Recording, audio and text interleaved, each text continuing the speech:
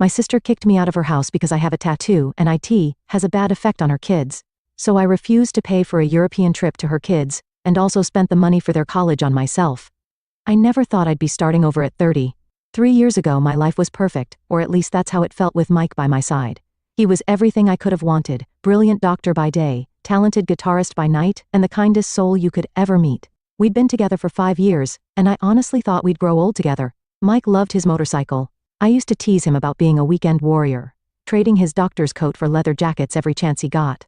But that's what made him who he was, this perfect balance of responsibility and freedom. That morning was like any other. He kissed me goodbye, grabbed his helmet, and headed out for a quick ride before his hospital shift. He never made it to work. A car ran a red light, and just like that, my whole world collapsed. The first few months after the accident are still a blur.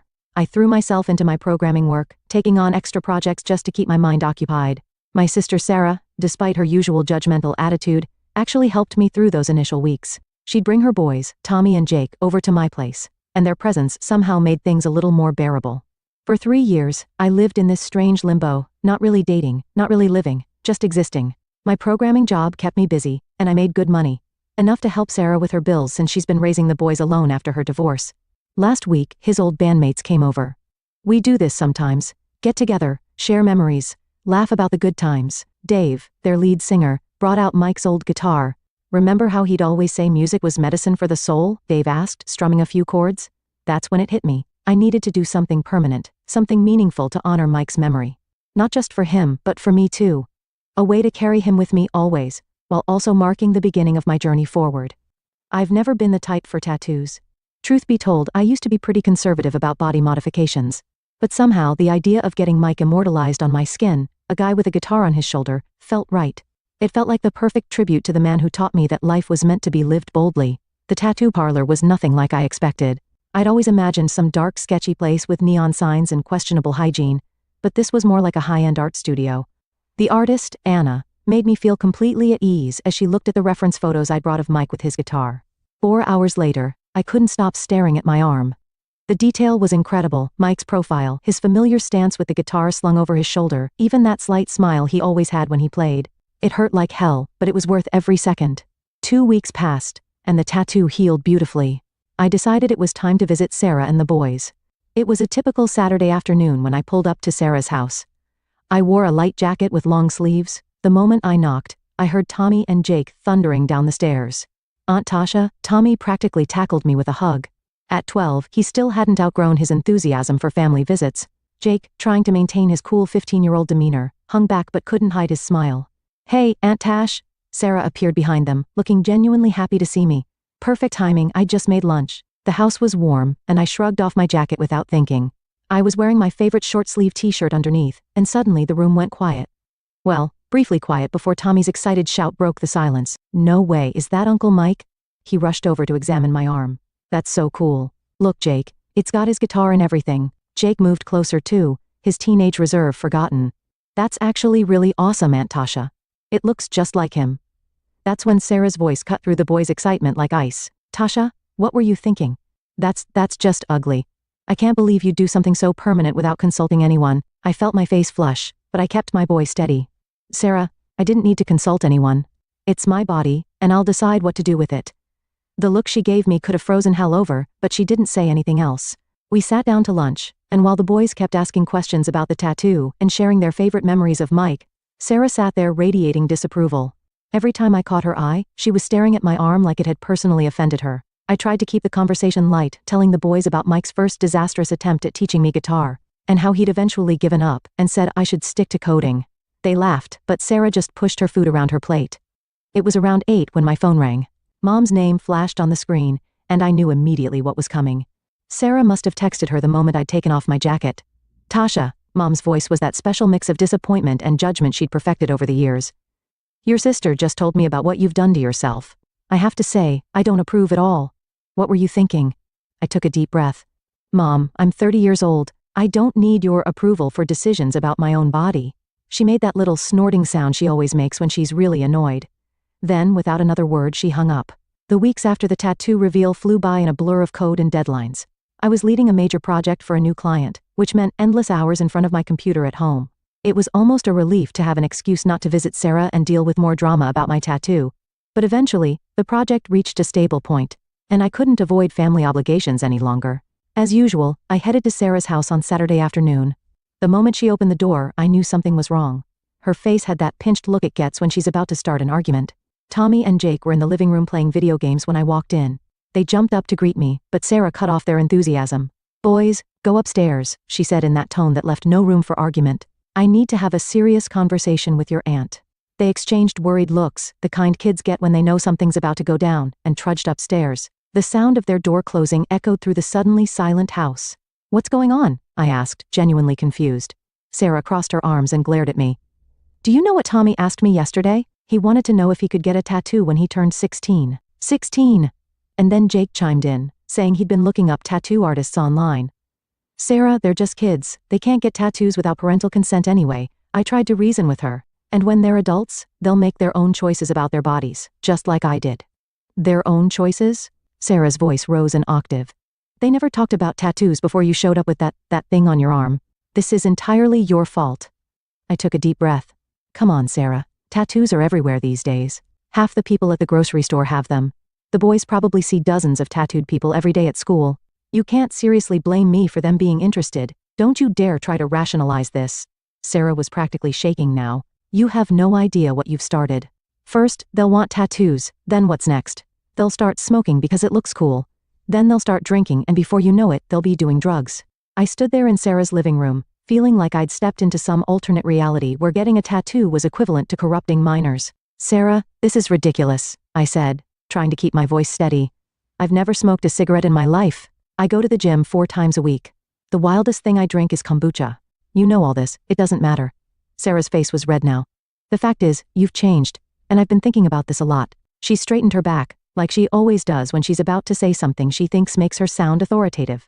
"I don't want you coming to my house anymore. You're a bad influence on my boys." I actually laughed. It was either that or cry. A bad influence? Because of a tattoo? "Sarah, do you even hear yourself right now? Don't mock me," she snapped. "I'm serious. I want you to leave, and I don't want you coming back." "This is insane," I said, grabbing my purse. "You're making a mountain out of a molehill, and you know it. Call me when you've come to your senses." I walked out of her house that day feeling like I was in some sort of bizarre dream. How had a simple tattoo, a beautiful piece of art honoring Mike, turned into this family-destroying drama? At home, I tried to process what had happened. Sarah had always been the more traditional one between us, but this reaction seemed extreme even for her. Still, I figured she'd calm down eventually. She had to, right? So I kept sending her the monthly utility money like I always did.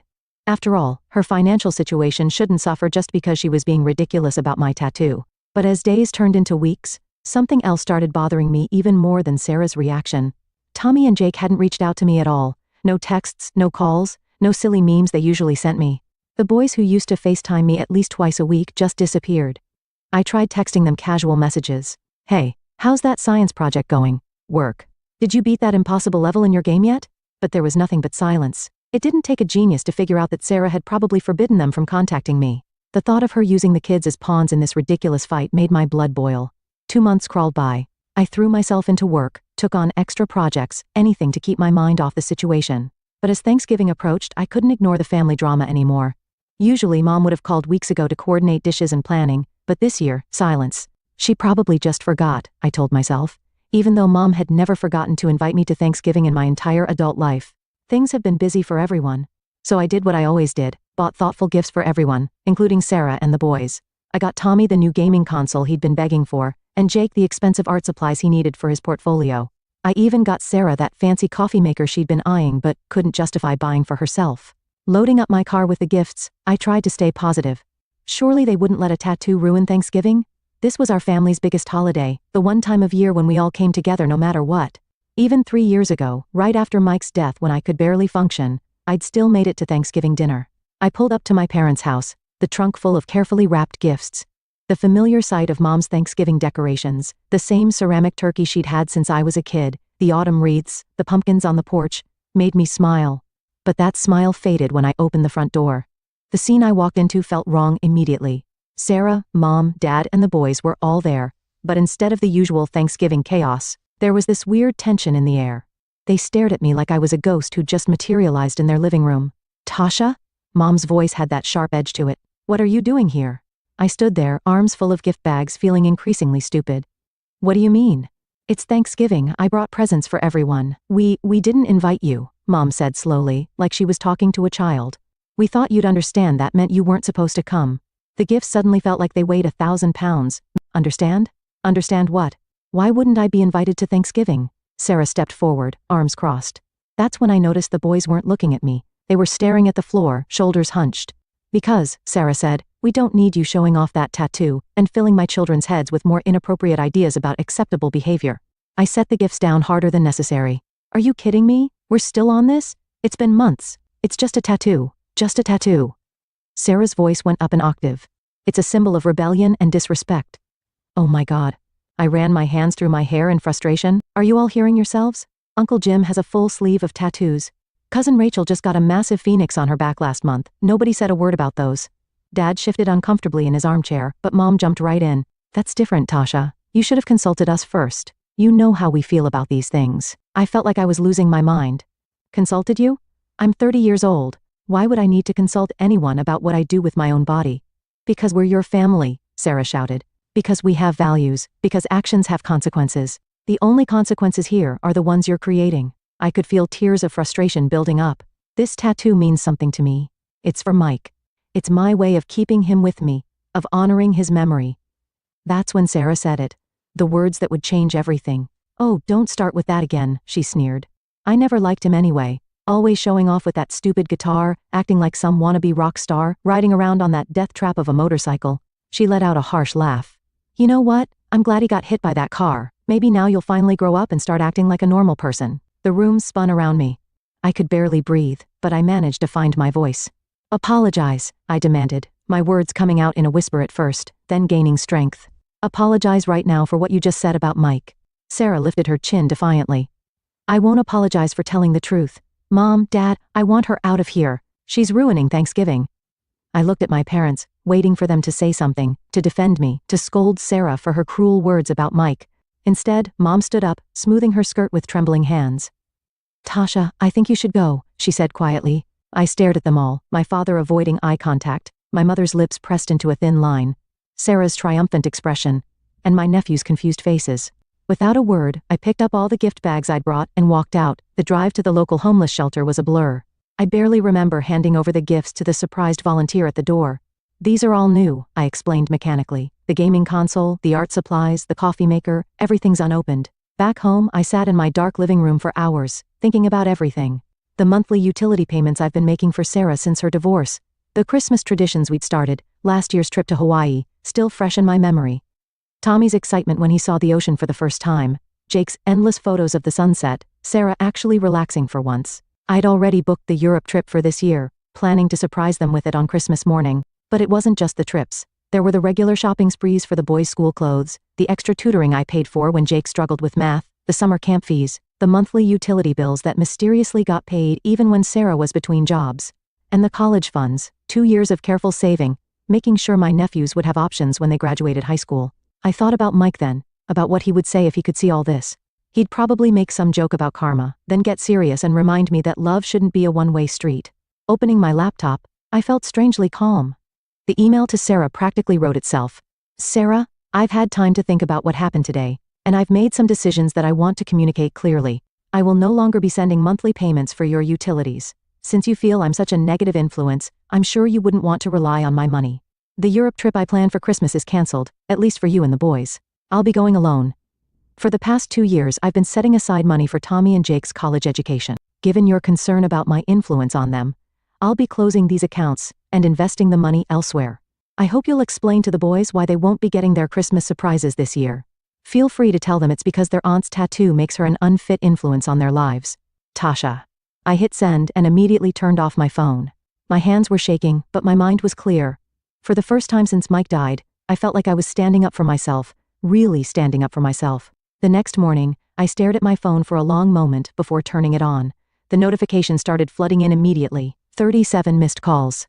63 text messages. 22 voicemails. The first message I opened was from Sarah. How dare you do this to my children? You have no right to punish them because you're mad at me. Call me back immediately. Then came Mom's texts. Tasha, this is completely selfish behavior. We raised you better than this. You're letting a tattoo destroy this family. Dad's message was shorter but equally guilt-laden. Your sister needs that money. Think about the boys. I scrolled through message after message, each one demanding responses, explanations, apologies. But none of them, not a single one, acknowledged Sarah's cruel words about Mike or apologized for how they'd treated me at Thanksgiving. Around 2 in the afternoon, aggressive knocking startled me from my work. I'd been trying to lose myself in coding, but the sound of Sarah's voice through the door shattered my concentration. Tasha, open this door right now. Sarah's voice carried through the apartment. We need to have a serious conversation. I heard Mom chiming in. Sweetheart, please, let's talk about this like adults. I don't want to talk to any of you. I called back, my voice steadier than I felt. Please leave, you're being malicious. Sarah's voice cracked with tears. You're being vindictive. Think about Tommy and Jake. Instead of responding, I put on my noise-canceling headphones and retreated to my home office, leaving them to their dramatics in the hallway. Eventually, their voices faded away. The next 2 weeks were like psychological warfare. Every day brought new attempts to break down my resolve. My phone became a battlefield of guilt trips and manipulation. Aunt Linda called, Honey, family is everything. You can't throw it away over something so silly. Cousin Mark texted, Come on, Tosh. Just apologize and make this right. Family has to stick together. Uncle Peter tried next. Your mother is beside herself. Is this really worth destroying your family over? Each time family was mentioned, I hit the end call button or deleted the message. None of them seemed to understand or care that I wasn't the one who had destroyed anything. I wasn't the one who had banned family members over body art. I wasn't the one who had mocked a dead man's memory. As Christmas approached, the tension ratcheted up. Every day brought new attempts at contact, each more desperate than the last. But Sarah took it to a new level when she ambushed me outside my apartment building one morning. Tasha, please, we need to talk, she called out, hurrying toward me through the light December snow. I've been thinking about what I said, about Mike. I shouldn't have said those things. I'm sorry. I stopped, adjusting my work bag on my shoulder. The words I'd wanted to hear for weeks now sounded hollow, especially given the timing. Are you actually sorry, Sarah? Or are you sorry that I'm not paying your bills anymore? Sorry that the Europe trip is off? Sorry that the boys' college funds are gone? Her face flushed. That's not fair. The boys shouldn't be punished because of me. I laughed, but there was no humor in it. You know what's not fair? You banned me from seeing them over a tattoo. You said you were glad their Uncle Mike died. But now that the money's gone, suddenly you want to make amends? The college funds, she said, her voice cracking. You can't just that was for their future. You're right, it was. But according to you, I'm a bad influence. Wouldn't that make my money bad too? We wouldn't want my corrupt tattoo money ruining your children's futures, would we? Sarah's face turned from red to purple. You have no right, no right? I cut her off. Those are your words, Sarah, your logic. If I'm such a terrible influence that I can't be around the boys, then surely my money would be just as corrupting. I'm just following your lead here. This is different, she exploded. This is their education. No. This is the consequence of your choices. You can't have it both ways. Either I'm a bad influence and everything associated with me is harmful, or I'm their aunt who loves them and wants to help. Pick one. I turned and walked into my building, stopping at the front desk. Jerry, I said to the concierge who'd watched over our building for the past decade, my sister and parents are no longer welcome here. Please don't let them up to my floor. Christmas came, and for the first time in my life I spent it alone. Well, not exactly alone. I spent it in Paris, then Rome, then Barcelona. I posted no pictures on social media, but through the family grapevine, I heard all about Sarah and my parents lamenting to anyone who would listen about their selfish daughter who abandoned her family over just a tattoo. But as I stood on a bridge in Venice, watching the sunset paint the canals in shades of gold and pink, I realized something. This wasn't about the tattoo anymore. Maybe it never had been. This was about control, about family dynamics that had been long before I got that image of Mike inked on my arm. The day I returned from Europe, did something I should have done 3 years ago. I made an appointment with a therapist. Dr. Martinez's office was warm and inviting, nothing like the sterile stereotype I'd imagined. Tell me why you're here, she said, her voice gentle but professional. I touched my tattoo absently. I need to work through some things, family stuff mainly. And I need to figure out how to let go of someone I lost while still keeping his memory alive. She nodded, waiting for me to continue. I loved Mike. Still love him, I guess. But I know he wouldn't want me living in the past. He always said life was meant to be lived boldly, and for the first time since his death, I feel like I'm actually doing that. Standing up for myself. Making choices for me. Not just going along with what everyone else wants. Looking down at the tattoo on my arm, the image of Mike with his guitar that had somehow sparked this whole transformation, I realized something important. This wasn't just a memorial to Mike anymore. It had become a symbol of my own strength, my ability to stand up for myself, my willingness to live life on my own terms. The mic in the tattoo seemed to smile back at me, guitar forever slung over his shoulder, eternally caught in that moment of joy doing what he loved. He'd always live in my heart. But maybe now, it was time to see what other joy life had in store for me.